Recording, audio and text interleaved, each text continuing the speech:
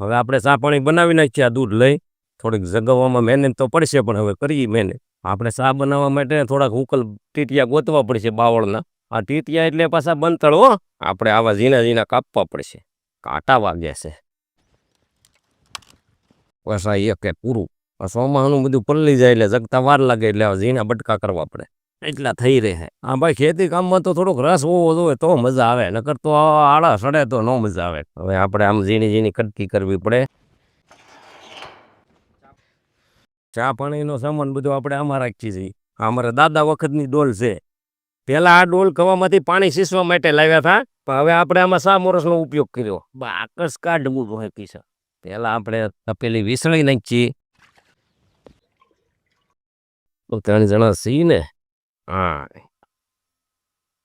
આ મિત્રો બધું શા બનાવવાની મહેનત જે છે ને, એ બાને થોડોક થાક ઉતરી જાય. અહીંયા શા બનાવવા આવ્યા એટલે આપણે એટલી ઘડી કામ બંધ રહ્યું એટલે થાક ઉતરી જાય. આપણે 3 જણા ચા થઈ રહી એટલું દૂધ લાવ્યા છીએ, પણ 5 જણા હોય તો ચા પી લે. આ પરેશભાઈ કહેતા અહીંયા સૂલો કેમ જગાવશું, પાકી ગઈ ચા જો આમ ઉફાળે આવી ગઈ. આપણે એક ફોલોવરે રિક્વેસ્ટ કરી હતી કે ભાઈ ગળણી બદલાવો. ગળણી પરેશભાઈ લાવ્યા છે પણ ઘેરે પડી રહી. દોસ્તો, ખેડૂતોને અમારે આ મજા છે, ઘેરેથી કામ કરવા માટે નીકળી જવાનું. થોડોક ટાઈમ થાય 10 વાગે એટલે ચા પાણી પી આનંદ માણવાનો. હા, અમારે હાંસી ખેડૂતોને મજા છે ભાઈ.